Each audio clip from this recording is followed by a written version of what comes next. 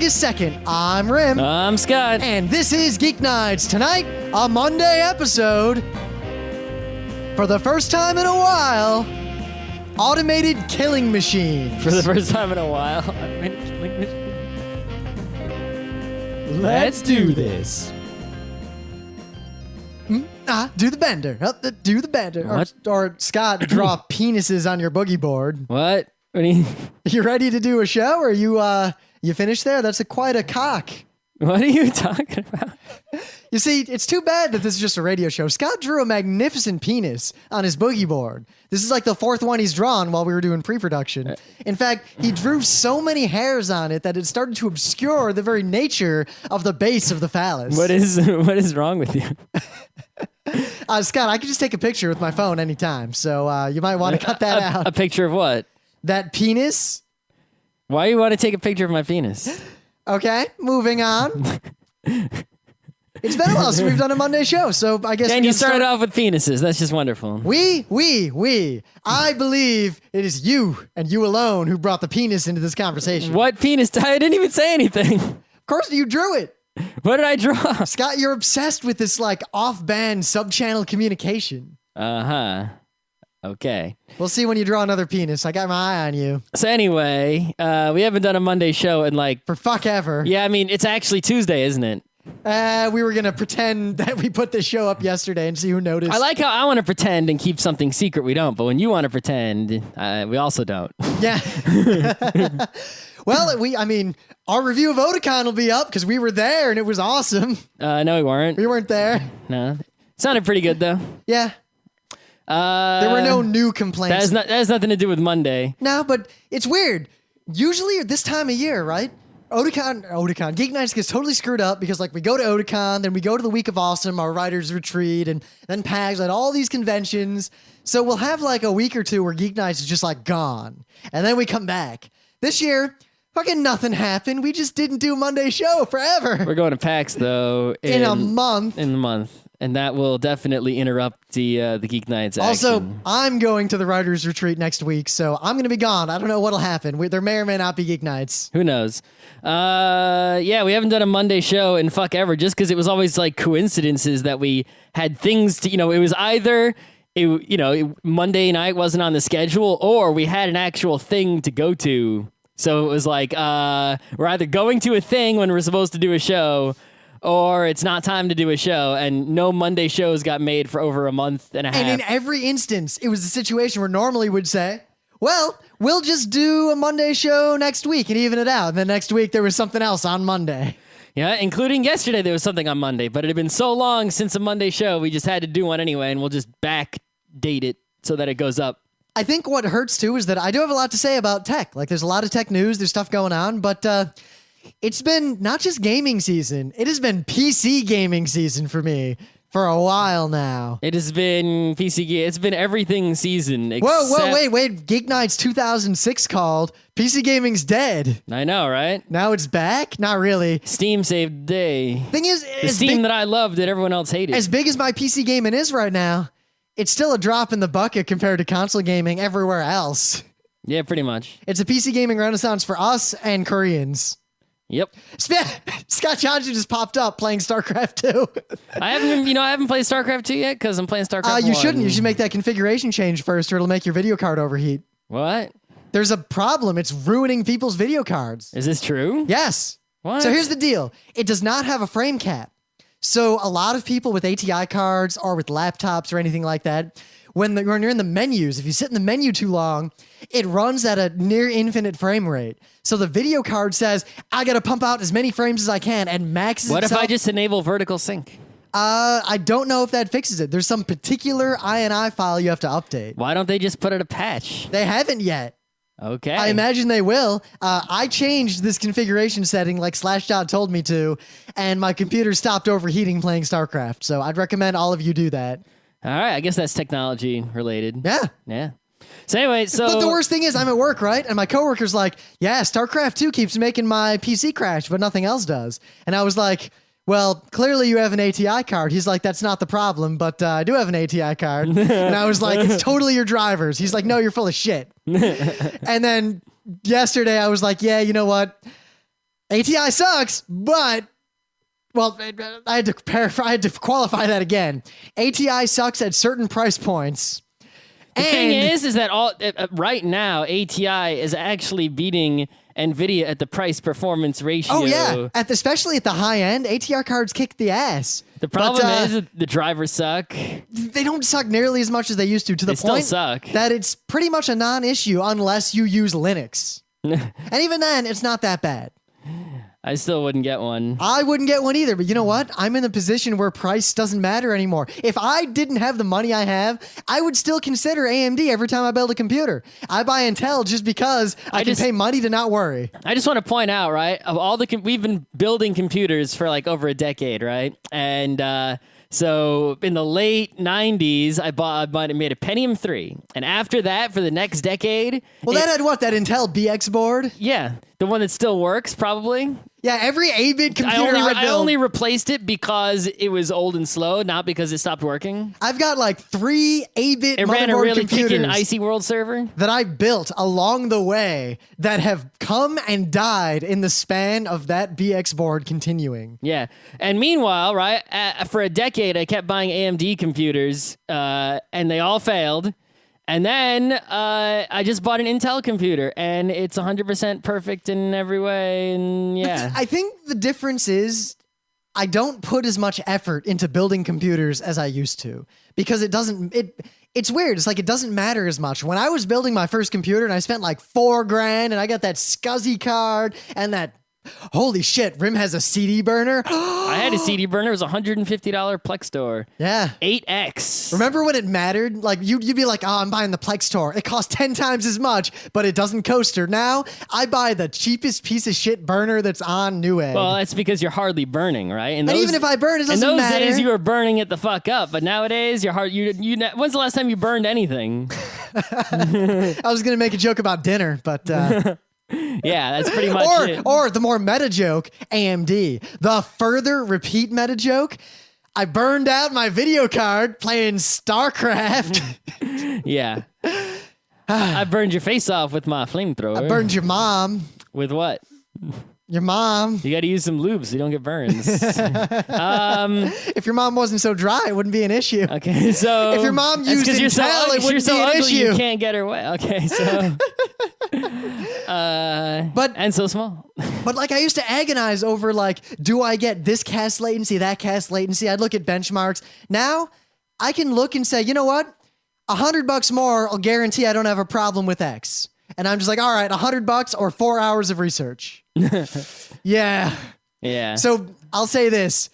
All of you out there, Geeknights listeners, if you're building a new computer, go to our old episodes for advice, because now my advice really boils down to spend money or spend time researching. The thing is, remember those guys at Kineticon? I wish I remembered. Oh yeah, go to those guys. Those guys, right? So these guys did a panel about building a computer, and I think they run a computer building company. Right? I was for highly gamers. dubious, and Scott was both highly dubious and vocal. They completely agree with us, even though it's their jobs and it's our like 5th or 6th hobby. Thing is, they agree with us on the high level stuff, which, you know, people who disagree, I think, are pretty much just wrong. But on the low level stuff, it's not that we disagree, it's that I don't know anymore. I don't know what cast latency to get or if it even matters these days. Just get the best RAM that works in your motherboard and get enough of it. Wait, the best RAM? So you get the RAM that's rated for way over your clock speed? No. That costs 10 times as much? The RAM, whatever your motherboard says. So the motherboard says get DDR 800, then get DDR 800. What are you gonna get? Viking? Corsair? You get whichever one's cheapest. It used to matter. I used to get RAM and it would fucking break. Oh, well, nowadays RAM doesn't break. I haven't had RAM break. I'll have to buy like G-Skill, whatever, this RAM that looks so ricery. And I look at it, I'm like, do I really need that? And then it's the cheapest and it works. So who cares? I've got blingin' RAM in there. I also have some blingin' RAM. Yeah. Anyway, So where were you on Monday? Oh, right. So basically, I'm like reading way less and less internets every day. So I'm trying to. I don't go to FARC anymore, except when I need a thing of the day. you know what here's my strategy, right? In the beginning, I was reading all the internets. Oh yeah, go back to the beginning. I read the entire internet, which back then it was easy. The internet when we were at RIT was comprised of BB Spot, Meme Pool, Facebook. No, not even Facebook. Slashdot. Dig. Oh no, there wasn't even Dig yet. There wasn't much internet to look at. No, so anyway, I read all the internets, and then I got Google Reader, and I was like reading all the internets, and then I was reading Dig and all the internets, and then I stopped reading Dig, and then I stopped reading a bunch of stuff. And I can only read so many articles about how Ron Paul's going to win the presidency. So I was just reading Engadget, Kotaku, and Boing Boing, and that's it. And then when I got home at night, I would like watch College Humor once and watch Cinemassacre if there was something new, and that was it. Right? I even had a shit ton of podcasts. Now I've got like almost no podcasts. So you just cut them out. And then, so what I did recently, like a few days ago, is I started using Google Reader again. So you think, oh no, that's more internet, it's not less. But here's what I did: is I put Engadget, Kotaku, and Boing Boing in the Google Reader. So I was really only visiting one site. That was my biggest problem with Google Reader at first, when I thought I need to consolidate my website reading to save time. So I put all my websites in Google Reader, and the same articles there like 1,000 times. So now I was reading the same 3 websites, but I was doing it in Google Reader. And the difference was, instead of scrolling past all these pictures and stopping at all these interesting things, I was reading way less articles. Like, this is only like a couple weeks ago I did this, right? Like, I would read almost none of the articles, and then I would click mark all as read, and they would all go away. You know, unless something really jumped out at me with its title, not with its picture, just gone, right? And so now I stopped going to the Google Reader. So the only sites I look at I look at my tweets like once or twice a day, and College Humor once a day, and Cinemassacre if there's an update, and the fact that Scott checking the internet, things like Cinemassacre that don't even update that often are beating out things like the news. Yeah, I'm Google News done. Forget it. I'm just done reading. I go to Google News once a day, but. That wouldn't be so bad, but the thing is, in the industry I'm in, I need to be aware to a degree. Like, it's not like I can be aware later. Like, I can't get home from work and like skim the news. I got to know like today what's going on. Yeah, but the thing is I spent all this time reading news that I could spend doing something. So now I'm done just reading all this bullshit. Well, I guess I should qualify that. When it's time to find a news or thing of the day, I'll load them up and look around. But everyone should be informed of like current events because you know what's going on in the world. But the difference is most people also are kind of addicted, I think, to the emergence, to where they don't need to know the state of the world. They need to know what's the most interesting thing right now. And I think that is very counterproductive. Thing is, I don't think I really need to know. You know, let's look on Google News. Let's see what is important for me to know. Let's see.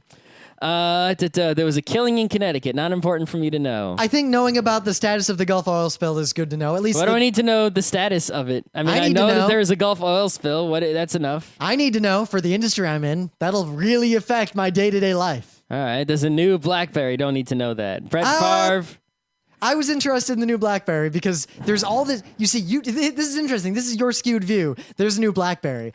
My view, all this crazy stuff is going on with RIM in Saudi Arabia, and I can't talk about it, but there's a lot of important stuff going on with It's BlackBerry. Funny that your name is RIM and their company is RIM. Anyway. Yeah, and I don't use a BlackBerry because I hate BlackBerries. Brett Favre, not important. But Scott, Bristol Palin is, I think, breaking up with someone. Okay.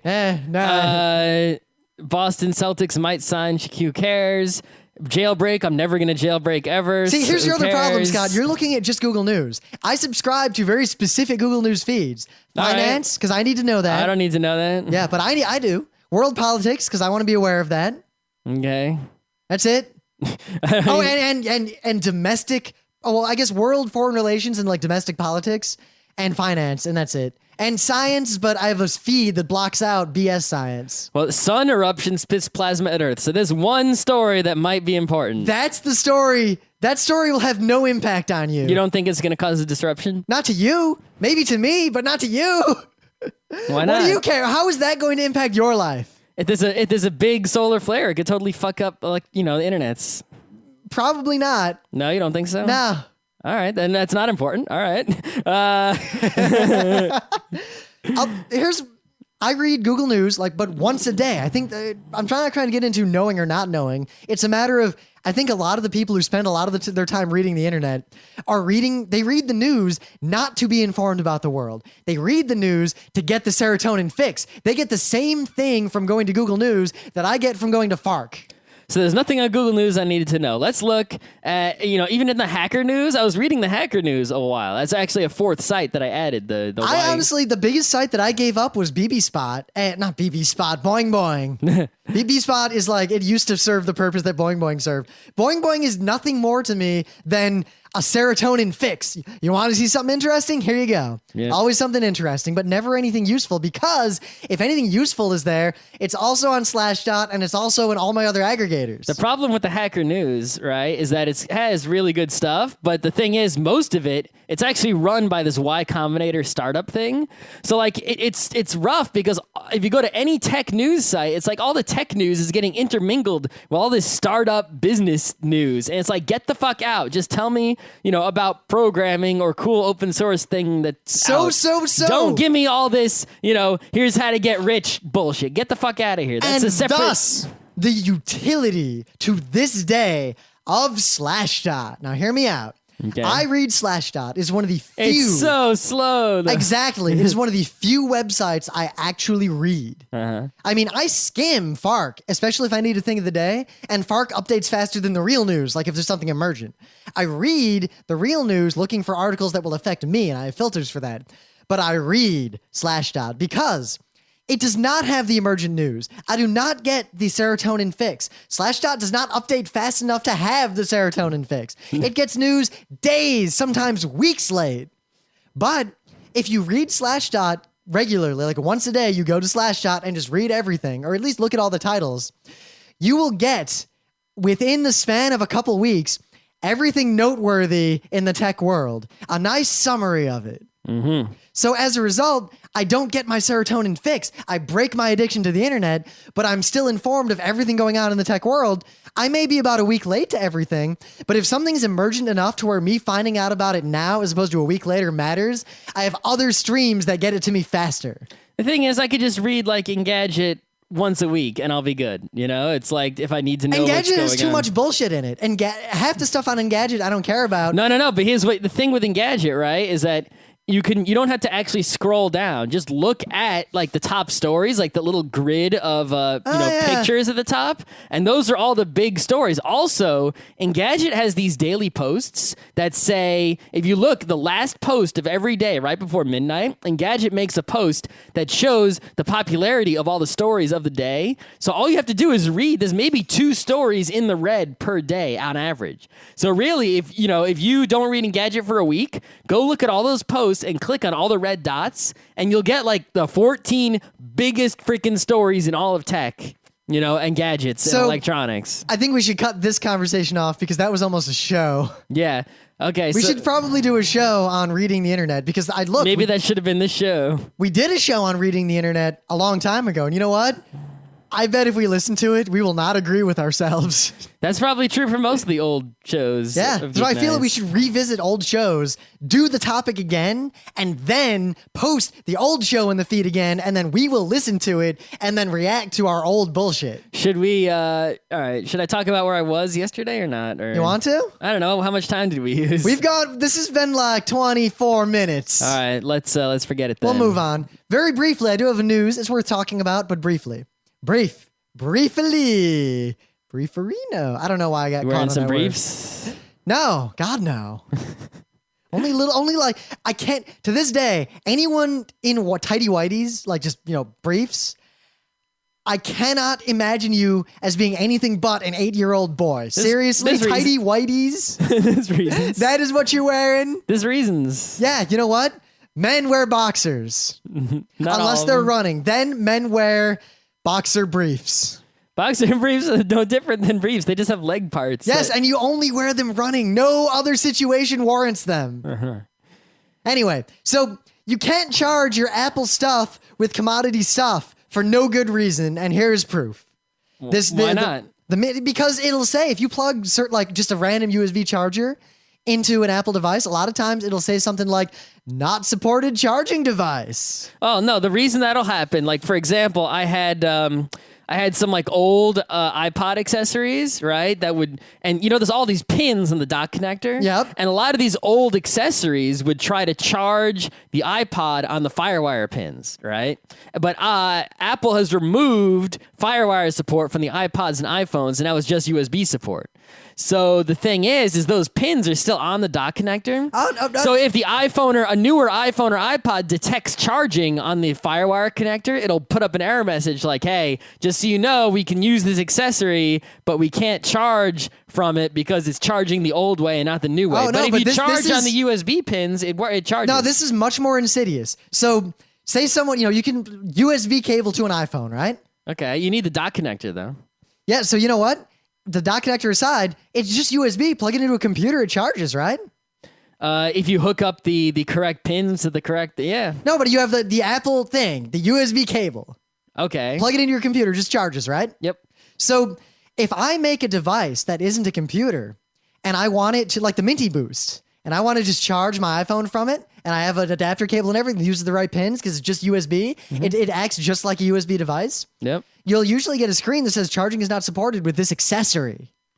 Uh-huh. So MintyBoost, there's this whole expose, and I'm linking to it. You can watch it. It's pretty cool. Disassembled a device that works and figured out that Apple requires some weird low voltages just to, as far as they can tell, prevent non-licensed devices from charging the iPhone directly. I didn't know you had to be licensed to make an iPod accessory. There's so many fucking accessories out there. So if you plug your iPhone into my crap wall USB charger, that Chinatown deal I bought, it probably won't charge. Really? But the MintyBoost, they figured it out, and this video shows how they figured it out, how they got around it, and it's Why don't cool. they just take, I have a thing from Apple that's basically an AC, it's an AC. They did. They took one of those, broke it open, figured out what was different. It was a couple of resistors to change the voltages slightly. All right. Yeah, it's a pretty cool video. So then how come a computer works? A computer's not changing the voltage. I'd recommend slightly. you watch the video. It's a pretty good, it's a long video. I was watching it as you arrived tonight, and we've gone on for a while. So it's interesting because I think what we need is a universal standard somehow for USB? Huh. I feel like all devices should have the same way to charge, and they should have to handle the circuitry internally for whatever bullshit battery they use, and that'll be the end of it. We'll just have USB. Well, the thing is, depending on what battery you got, you might need different charge. Yeah, and you gotta have. I think the circuitry should be required in the device, and maybe you can file for an exception if your device is special. Yeah. China's already trying to mandate universal chargers for all cell phones. That's a pretty good thing. Imagine if we got to a point where you have wall outlets, right? And you have a USB hole in every wall outlet. Just for charging USB-enabled charging devices. Or what if we got to the point where there's no AC power in the wall, it's just USB everywhere? Well, that's problematic for a lot of reasons. I hope you know them.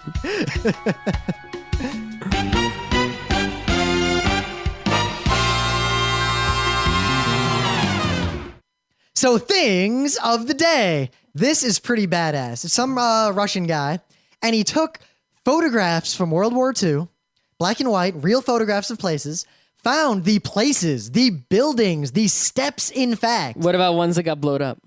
Well, he handles that. He finds the physical location where these photos were taken, takes just a photo in the modern day, and kind of maps them together perfectly, but leaves the black and white there, and made this series of photos entitled The Ghosts of World War II.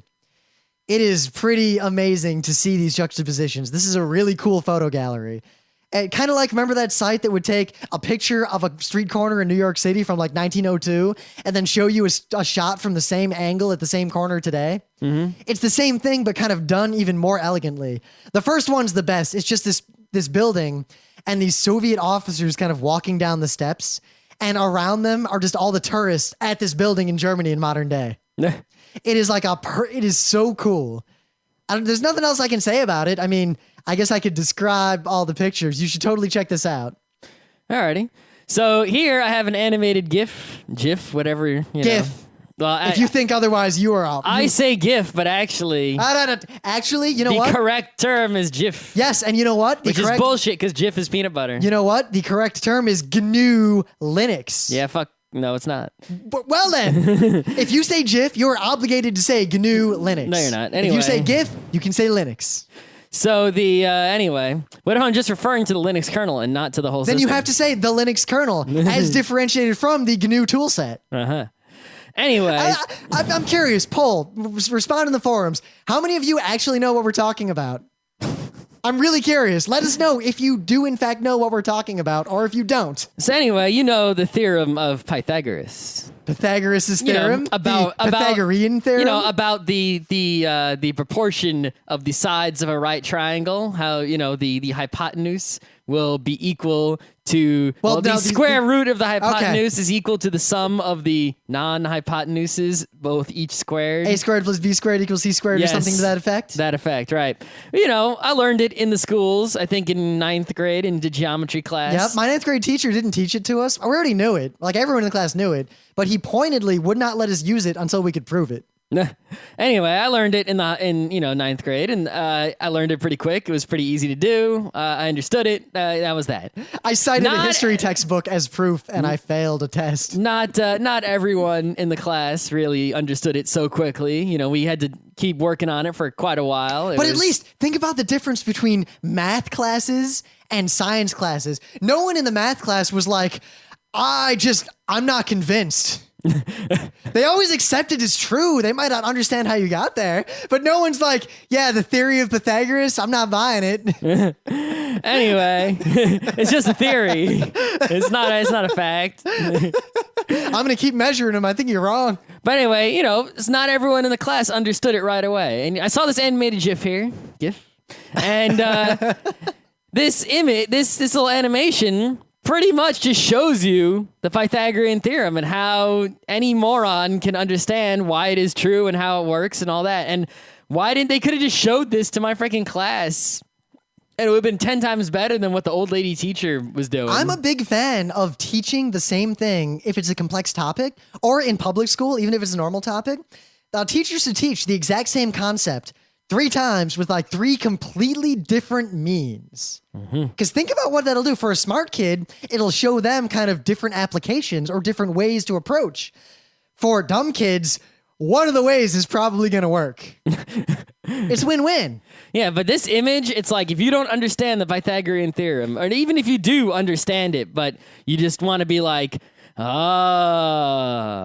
check out. It's kind of like, remember that thing of the day I had a long time ago of the 3-dimensional shape and could you turn it inside out and the proof of how to do it? Yeah, it's kind of like that. Yeah, only this makes sense. Fuck that. Yeah, I think all math classes really need to have that sort of and this sort of thing going on. Where Everything classes should. Cool math. It's like, this makes math fun. It's like usually math is not fun, but this is the kind of thing where you see it and you're like, it's fun math. Physics classes did that. They'd always use the simulators where we'd simulate like the thing falling and something. And the thing is, it'd always be a gun shooting a monkey in a tree or an explosion or something like that. You know what we did? So we had to do the monkey experiment. The experiment. You shot a real monkey out of a real tree. So we did the monkey math, and then we set up a gun and a stuffed monkey outside. A real gun? It was a BB gun. Okay. For a second I considered lying, being like, yeah. You should just use, you should use though, to be far cooler. Real monkey? No, trebuchet. I wanted to make a trebuchet. But then you don't aim the trebuchet at the monkey, you put the monkey in the trebuchet. I also wanted to make a Betatron, and we came up with me and a couple of kids in AP Physics were like, we literally drew up plans to make a Betatron around the football field, and the school was like, yeah, no.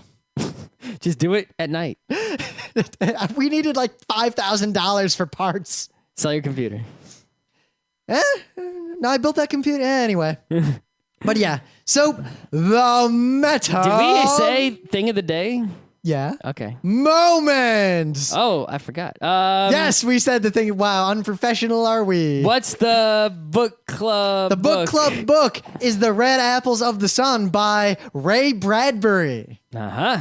And we're going to do a show. You know that Ray Bradbury was at Comic-Con and was totally awesome? Of course he's totally awesome. I didn't know he was alive, but he's like 90-something. Holy shit. Oh, man. Ray Bradbury, his sci-fi, it amazes me. We're having a discussion with That's the real sci-fi right there. Yep. Well, we were having a discussion with some of our friends over the weekend while we were out hiking, and basically I've realized that the majority of people I know have not actually read very much hard sci-fi at all, and even very much soft sci-fi. Well, I mean, I've recently learned, I used to use the term hard sci-fi incorrectly. I used to use the term hard sci-fi to separate actual science fiction from book that just happens to be about outer space or has spacemen in it and isn't actually science fiction. You know what I've noticed? The more spaceships and space things are on the cover, the less about space it is.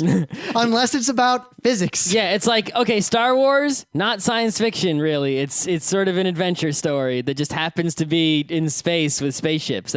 Space and spaceships don't make it science fiction. You could have science fiction without any outer space at all. Yep. Star Trek, much more science fiction. But of course, MacGuffins. Also soap opera. Yeah.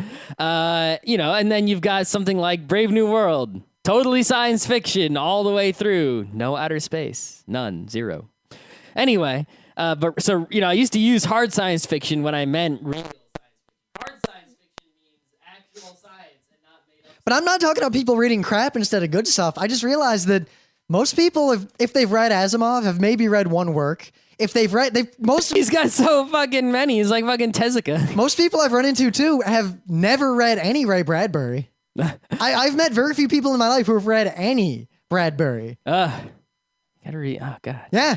Anyway. Yeah. So Red Apples of the Sun, you will enjoy it. Maybe it was Golden Apples. I think it's Red Apples. I keep forgetting. It's Apples of the Sun. Search for Bradbury on freaking Amazon. Watch, he's got like 10 Apple books. It's the Apple Continuum. I don't know about it. All right. Anyway, here's some events scheduled. Otakon was last weekend. Yes, that's we're talking about future events.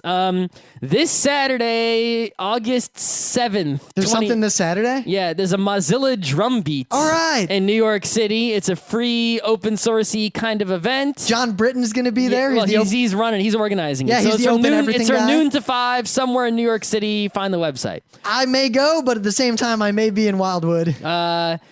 Friday, August 13th, New York City Board Game Night. Nerd NYC Board Game Night. Labor Day weekend. PAX. Holy shit. West. Hopefully soon we can announce this thing we're doing at PAX. Yeah. Friday, September 10th, Nerd NYC Board Game Night. Saturday, September 11th, Recess. More gaming. October 8th, 9th, and 10th. Fucking everything. Everything. 10, New York Comic Con, New York Anime Festival, Board Game Night. There's a Maker Faire in New York City. I love how we're only giving the New York events. Like, we're not giving...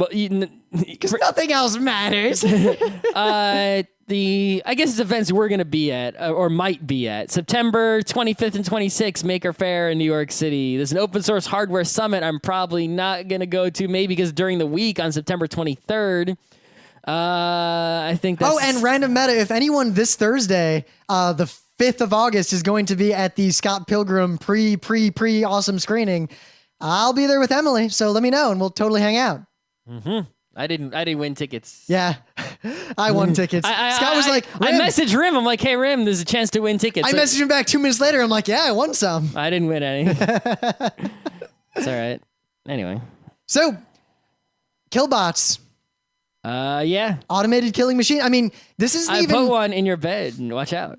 This isn't even like far out science fiction. We've had Killbots for a long time. We've had the capability for Killbots for a very long time. But this is like right now, we use automated robotic killing machines to murder humans. Well, a lot of them are remote controlled. Even if they're remote controlled from around the world, there's still, as a person, controlling it manually a lot of the times. There's very few that just sort of make their own decisions. Well, the thing is, they exist, but we don't use them. I remember a long time ago, this was like a decade ago, reading about a system, and it was designed for two purposes. The first purpose was identifying threats of assassination. And what it does is if there's ever a gunshot, it determines that, yes, that was a gunshot, determines roughly what kind of gun it was. And more importantly, it triangulates and immediately shines a spotlight where the gunshot came from. Mm-hmm. See, it could, if it can shine a spotlight, it could also fire a gun. There's nothing preventing you from making that exact same machine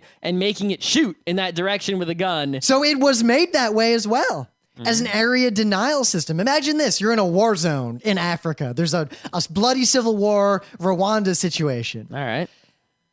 one of at least Scott and I, our ideas for peacekeeping is that sometimes there's probably cause for United Nations peacekeepers to enter an area with the intent of eliminating all active hostiles. Yeah, they never shoot anybody. Yeah, they can't. We're talking Gundam 00 style. So imagine if there's a situation like that. You could deploy these systems as area denial to hostiles. And what they would do is, within the area, clear warning, it's a system. If there is gunfire, whatever fired that gun is immediately terminated by a robot. All right, so I don't fire a gun, so it's not going to shoot me, right? If I'm just walking, it's not going to shoot me, right? Yeah, it won't even know you're there. It doesn't care. So what prevents you from walking up to it and hitting it with a fucking hammer? So maybe you have a couple of guards, but think of this. So you have the system set up. So if there's guards, right? Okay, so it hears a gunshot and it aims in the direction of the gunshot and starts shooting. What if there's a non-gunshot, a person in the way? The demonstration I saw was surprisingly accurate. You know what? If someone's in the way, it's a fucking war zone. But forget the civilian peacekeeping ramifications. What if you were a retreating army? Okay. Yeah, area denial systems like that are not nearly as dangerous to civilians as landmines. That's true. And landmines are automated robot killing machines. You put it there, someone steps on it, it fucking kills them. How is that any different? It doesn't even make a decision. I think is that the landmine isn't ranged. Well, there are ranged landmines. Tripwires, claymores, stuff like that. Leave a booby trap behind? Someone's going to trip over that someday. It's true, and landmines are basically a huge problem, right? So, there's still landmines all over the world that are killing people because they're left over from wars long, long ago. So, wouldn't this be, a killing machine with a gun would be even worse if they're left over from wars, Now, of course, theoretically, the battery is going to run out, and two, the killing machine with a gun. Well, that's if it's battery power. Yeah, but what if it's set up to only attack where gunfire comes from? I mean, maybe a hunter will get it. What if it, yeah. But a little kid won't. Little kid's not going to get shot. Well, if a little kid's got like a BB gun. I think it could tell the difference. I don't know. What if he's got a cap gun? What if he's got a gun? So I think it's not really that funny. I think what we really need to do is, because we need to narrow this a little bit, because there's a difference between, kind of like in the stock trading market, there are low latency traders. These are where a human decides buy this or sell that, execute this strategy, and then algorithms just execute the strategy as perfectly as possible. Then there's high frequency trading, where computers decide both what the strategy is and how to execute it. And with killbots is kind of the same thing. Right now we have drones. The situation where someone's controlling the drones, though, right? Yes, a robot will identify threats or do something to that effect. Let's forget about the current. Let's talk about the theoretical. A robot that is armed, that identifies threats and presents them to a human remote operator, and a human makes the final say of kill or not kill. That is kind of automated execution. I think they're actually more remote controlling than like it's a video game. Yeah. Yeah. But still, I think the line we should differentiate is automated killing machine where a human makes the kill or not kill decision versus automated killing machine that has the discretion to kill on its own. Which one do we want to talk about first? Well, the latter is obviously the more interesting one. Well, no, but even the ones where a human is making this decision, the human is very much separated from the decision, right? You could even, let's say, just theoretically, I made a machine where you make the kill or not kill decision, right? But the video it displays isn't actual video. Or maybe even if it is actual video, it just always shows a picture of a crazy guy running at you with a gun. Yeah, if we have some sort of technology. Scott, that's Ender's Game. It's like, you don't think I might be able to trick you into thinking it's a video game when it's actually for real, and now you're killing people.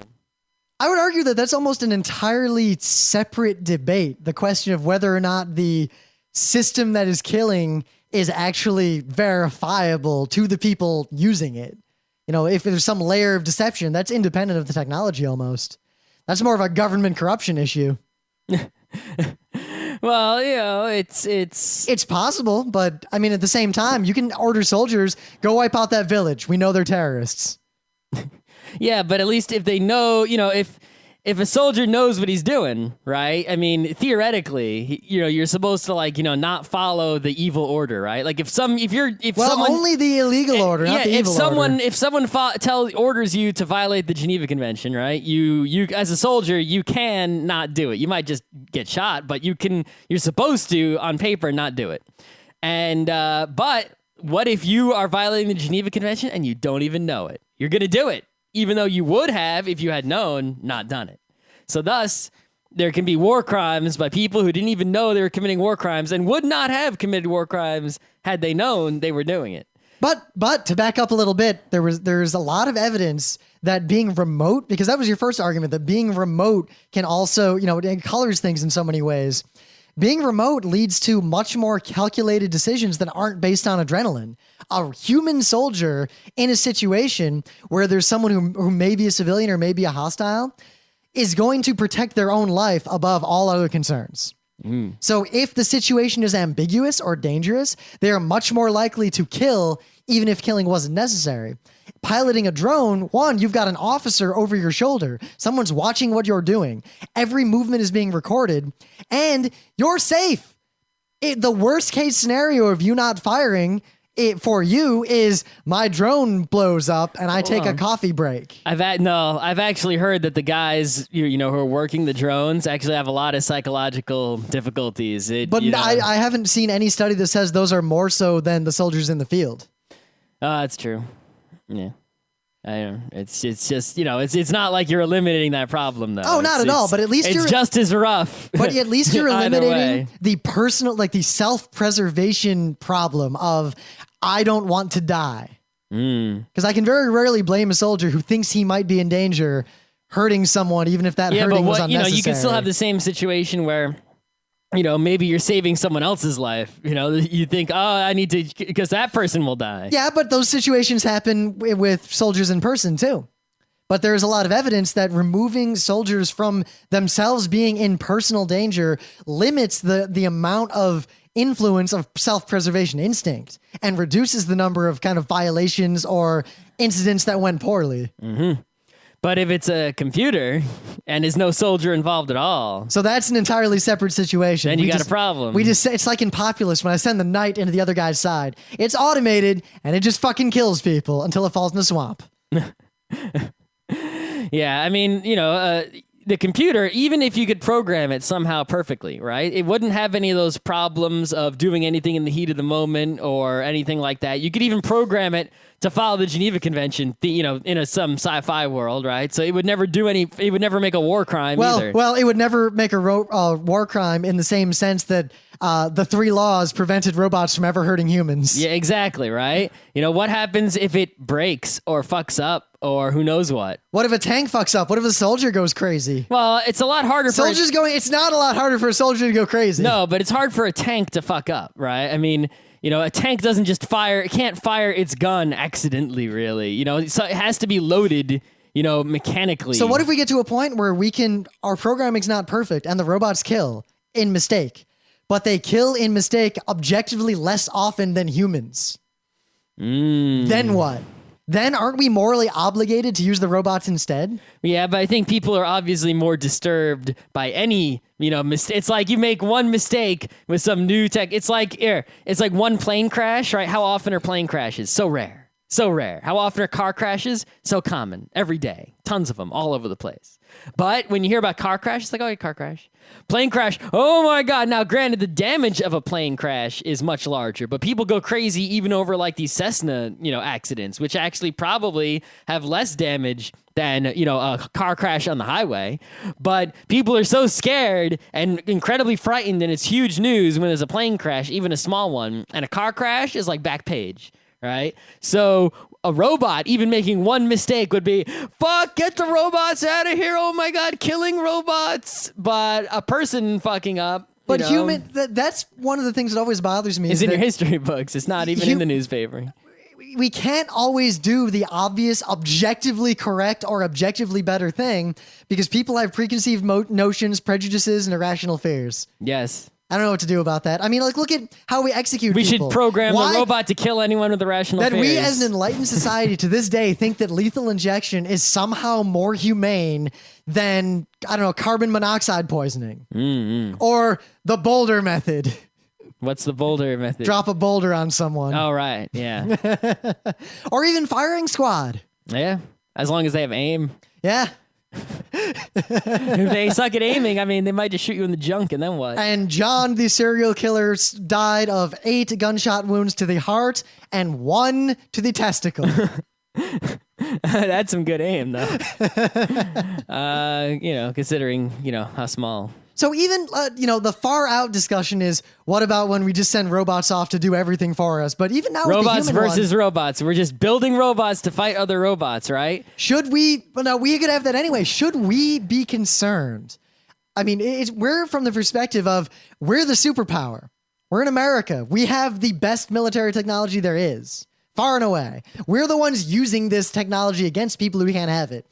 I mean, there are no more wars between two fully industrialized modern civilizations. It just doesn't happen. I don't know if it'll ever happen again. I don't know. But no one wants to get into a fight where that's actually going to be a real fair fight. They only want to get into a fight where they pick on some wuss. I mean, imagine a war between two nations that have force projection capabilities and carrier fleets and drones and nuclear weapons and cruise missiles. But that never happens. I mean, we wage war against countries that don't even have night vision. So morally, is there a concern from the fact that we're moving toward a military where there is no danger to any human on our side? There is danger to humans on our side because they just use, different tactics like, putting a bomb in on the road or whatever that, it works. They're getting us. All right. So what if we eliminate that by we occupy a country and have just, we have robots in the surrogate style. So let's go full on. Let's go all the way out because we have a surrogate army. Yes, we have a surrogate army straight up. It's all the major. So we can wage warfare the same way that we do now. We can occupy, we can help people, humanitarian aid, everything. But at no point is any soldier from our country in any danger of physical harm, more so than maybe a paper cut when they fill out their timesheet. All right, well, you're ignoring, of course, psychological trauma. We're ignoring that because that's kind of a separate. That happens now anyway. Well, if you've got that and no one else has that, then you can just conquer the world. No one can stop you. But what does conquering mean in the modern world? It means there's gonna be one government for the entire world because because we probably wouldn't do that because it doesn't mean much. Yeah, I know. I mean, imagine now if would the Iraq War be an issue if it just cost money and time? It would, because what about these Iraqis that are dying? It doesn't mean that Iraqi civilians aren't going to get killed. Notice how few people in the American political discourse even are concerned with that. That's because they're horrible people. Yes, exactly. But would we possibly be in a worse situation? Like, would war be able to be waged effectively eternally if there was no longer in the American political objective, like consensus, any factor of kids not coming home from the war? Oh, you kidding? They would do even more war because it would be mad monies for our economy. If we were using all this tax money to get jobs by people manufacturing. Not necessarily. I know Howard bodies. Zinn argues that war is the health of the state, but I don't know if that's necessarily true economically. I think the real concern, I mean, what if instead, all right, our perspective there is skewed by the fact that we had Republicans who waged 2 foreign wars of aggression. What if we have a surrogate army and we engage in the kind of peacekeeping that is infeasible now because people aren't willing to risk their lives for it? Would Rwanda have been able to happen if the US or the UN had a surrogate army? Well, Rwanda didn't even need to happen without a surrogate army. It was a matter of laws and things. It was simply a matter of political expediency. The United States did not want to get involved because we had already fucked up a bunch of other situations. But even the UN guys were there, couldn't do anything because the higher ups pulled out because no one wanted to risk UN lives. And what if it was just money and not humans? All right, so now we spend all our money making robots but it costs the same. We've changed the equation. The equation now for getting involved in a peacekeeping war for the United States, even forget the United Nations, is soldiers will die. which limits the scope and span of the war because political unrest increases the more soldiers die. And independently, we have the cost. What if it was just the money cost and not the human cost on our side? Mm-hmm. So what happens when the people on the other side, like, okay, so we send a bunch of robots over there and they dismantle all the robots. But the robots do the same thing the humans do. That's the same as dismantling a soldier. And they're doing a pretty good job of that. How could they though? We're effectively unbeatable. How are you? You're not unbeatable just because you're a robot. It's not just because you're a robot. It's a robot with the same advanced. I mean, it's just take our current military. And the other thing is, all right. So if it's a robot, it actually has even more weaknesses because you can just hack it. It's not the same as a soldier. But is that even an option? You could, if it's a surrogate, right? You assume, and if it's like the surrogates and someone's controlling it from far away, laws of physics, you can jam it, you can take it offline, you can just, lock it up somewhere. But maybe or maybe not. Hit it with a hammer. Look at the asymmetry of the warfare. Currently, take our current army and replace it with surrogates.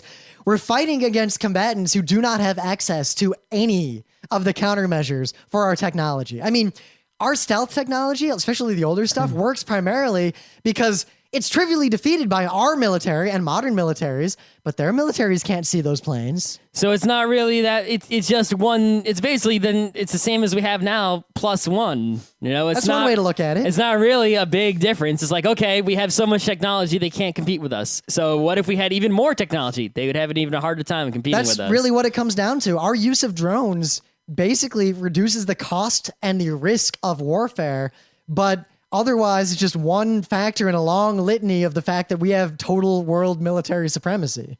No, China could put up a fight. They don't have any force projection capabilities. And if spending patterns continue, unless we hit kind of theoretical limits... They got nukes. Yes, but I don't think you can project a nuke anywhere in the world. But that's a different kind of force projection, and I don't think it is possible to have nuclear war among ICBM-capable nations, at least not for the foreseeable future. Yeah, I don't think anyone's really thinking about it. Because there's nothing to gain. It's kind of that's like the game over situation. If I would basically, it costs so much money to maintain them, right? I would, and what I would do is if I was in charge is I would basically just stop maintaining them, but pretend I was. Save all that money and use them on robots or something, and then everyone still thinks I got them, but that's interesting because in the old world, the Cold War game theory, that is where a lot of our modern game theory came out of, is what do we do in the Cold War? That was just a big paper, rock, fuck you game. Yep. So, paper, rock, fuck you. We should play that instead of paper, rock, scissors. All right, I'll pick fuck you every time. As will I. We appear to be at an impasse. But there was the argument that the primary reason to have nuclear weapons is to never use them, but that they are a deterrent from other people using nuclear weapons. Mm-hmm. So the best possible scenario... So maybe having robots could be a deterrent against anyone else. Well, think of this. The best possible scenario is the other nation, your enemies, believing you have the capability to destroy them and acting accordingly, and yet you don't actually have this capability. And you save your money for something better. The worst case scenario is you having the capability and them not thinking that you do. Because think about it, then they will act in ways that might force you to use it. Because they don't think you have it. And then the only way to use it, or the only way to prove that you have it, is to use it. And then we could go on about that. You could create an illusion that you have it when you don't. Yes, like in The Mouse That Roared. You could make a show. Remember that movie with the Q-bomb? With the crazy people? Yeah, and the Q-bomb. I forgot the name of that movie, but until just now. It was The Mouse That Roared, or The Mouse That Roared at the Line. I think it had a longer title, but The Mouse That Roared. Yeah. Regardless, so I think what I would do, I'd go something similar. I would maintain a top secret, like a continued advancement of, mass destruction nuclear technology. But I would maintain a very small, advanced actual capability and a very large perceived capability. But yeah, I mean, if it's robots, right, and someone else gets the robots, right, then what can happen is... Could any nation get the robots that wasn't an industrialized nation such that they would never wage war with another modern industrialized nation? Let's say it was the war of the robots versus the robots, right? And it's like, okay... So could that be just a proxy war? No, but here's the thing. So let's say there's robots versus robots, right? It's like, okay, You look at the other guy and you say, dude, really? It's like we're just spending money on robots that are destroyed. We're basically both flushing money down the toilet. Why are we even doing this? Let's just stop. And the thing is like, okay, you stop. Now the robots are killing your non-robot people. Haha, because you didn't put any robots in the way to stop them. So it's like on the one hand, it's completely silly. You got, one or more groups spending money on robots that kill each other. But if any one person stops spending the money, suddenly those robots are now killing people.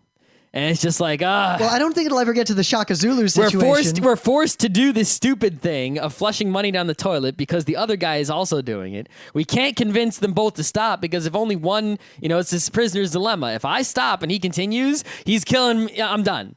But if we both continue, then we're both sucking. See, it's almost oversimplified. But we can't get the people to both continue to stop. You have to think about what is the purpose of warfare, and warfare between two modern industrialized societies is very different from the vast majority of warfare that is engaged in the world. Usually, it would be peacekeeping operations. It would be one large power fighting against a small power that is causing harm to its neighbors, things like that. It's not going to be two equivalent nations sending robots to fight in Antarctica for 100 years. Because that wouldn't accomplish anything. I would so go to Antarctica. What are they fighting over?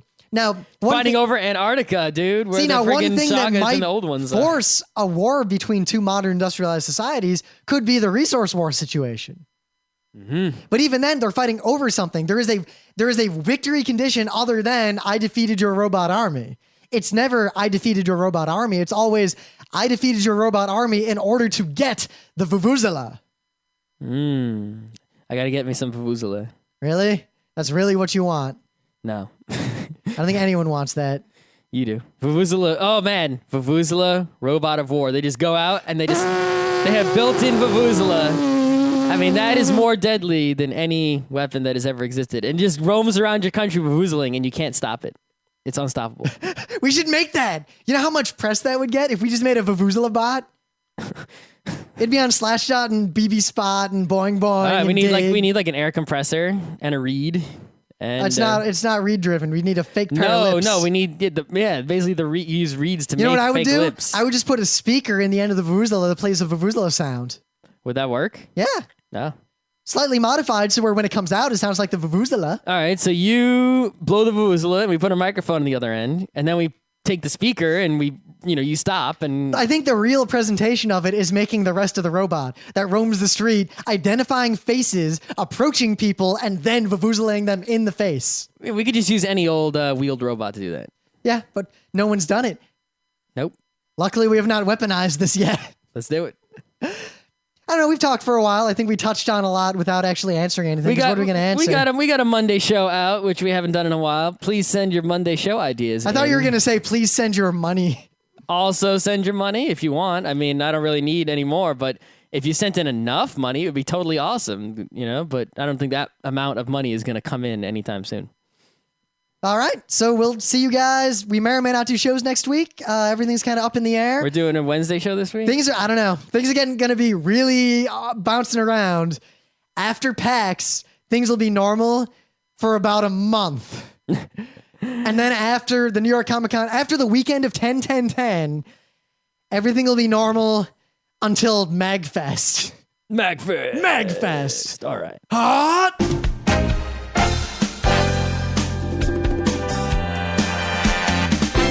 This has been Geeknights with Rim and Scott. Special thanks to DJ Pretzel for the opening music, Kat Lee for web design, and Brando K for the logos. Be sure to visit our website at frontrowcrew.com for show notes, discussion, news, and more. Remember, Geeknights is not one, but 4 different shows. Sci-Tech Mondays, Gaming Tuesdays, Anime Comic Wednesdays, and Indiscriminate Thursdays. Geeknights is distributed under a Creative Commons Attribution 3.0 license. Geeknights is recorded live with no studio and no audience. But unlike those other late shows, it's actually recorded at night.